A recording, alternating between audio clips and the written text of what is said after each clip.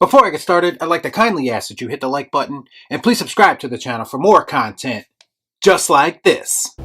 All I'm offering is the truth, nothing more. Okay, so Scream 5 has finally been released, and it's kinda meta that I'm still calling it Scream 5, given that its actual title is Scream, especially considering that there's a joke in this movie about that very thing. What can I say? Sometimes fans are right.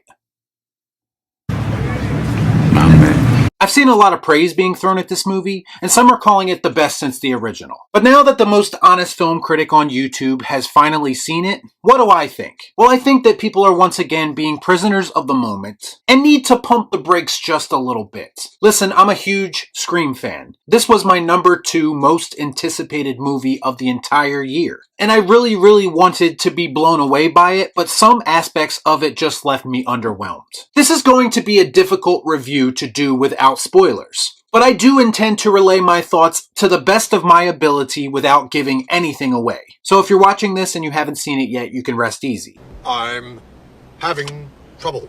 Okay, so Scream 5 follows a new group of young people who are frankly very 2022, and honestly they should be, because it keeps with the franchise formula to continue to do that. The new lead is Samantha Carpenter, nice reference there, and she has become the target for the latest incarnation of Ghostface. There is a very specific reason for that I can't really reveal here, but I will say this reason that I can't speak of is what leads to the most out of place thing in this movie.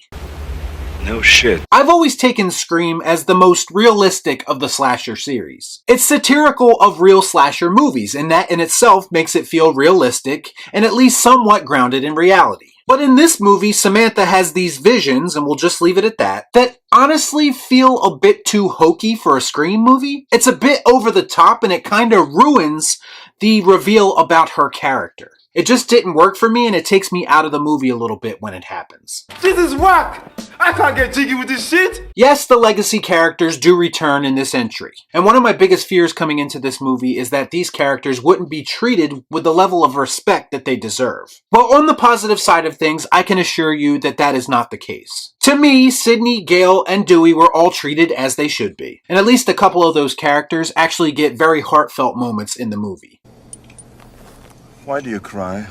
Also, to my surprise, they aren't as involved in the plot as I thought they would be. Couple of more things that I enjoyed before I get into the negatives. All the kills were very well done and quite brutal as they should be. I love the fact that Ghostface evolves with the times, and he uses modern technology to better fuck with his victims. I was also a bit concerned that the dark comedic side of Scream was going to be abandoned in this movie based on what we saw in the trailers. But I was pleasantly surprised to see that there is comedic moments in this movie, and they do work for the most part. Ha ha, very funny, motherfucker. I will also say that the movie does feel very high stakes at times, and like at any moment, anyone could die or be revealed as Ghostface. After a certain point in the movie, it does kind of keep you on your toes and get you wondering about the fate of every character. I also love how Scream started as a satire of real slasher franchises, but in this movie, now the movie within a movie, Stab, has become one of those iconic franchises. So you literally have characters in this movie taking rules from the fictional movie and universe of Stab. I thought that was a very Wes Craven thing to do. That makes sense. Okay, so everyone knows that each entry of Scream follows its own set of distinctive rules. Scream 1 was slashers in general, Scream 2 was sequels, Scream 3 was trilogies, and Scream 4 was remakes. Before I even saw Scream 5, I knew it would cover the most recent trend in horror, that being the requel, as they call it, because honestly, it does make the most sense. Why? This is the Halloween 2018 approach, where it literally ignores all the sequels and tries to tie directly back into the original. Hence the very title of this movie being Scream without the number attached to it. So we basically have a new version of Randy explaining this concept to everyone. It was kind of interesting how they had this group of people having mixed reactions to this concept. It was very reflective of how people view these movies in real life. I myself do not care much for this trend, so I can relate to this. Fuck me, right?